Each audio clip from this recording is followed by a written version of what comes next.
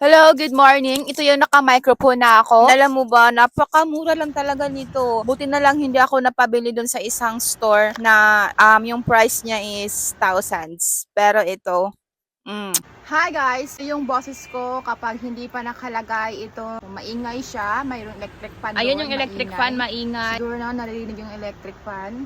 Hello, mic test. Ita-try din natin itong i-on, itong isang to.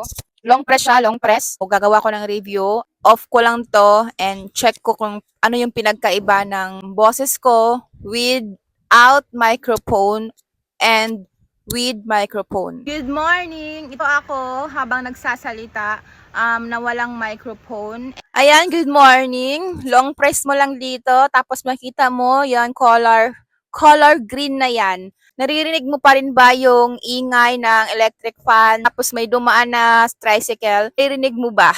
Naririnig mo ba? Kasi ito nakagamit na ako ng microphone na wala pang 500 pesos, Mazi.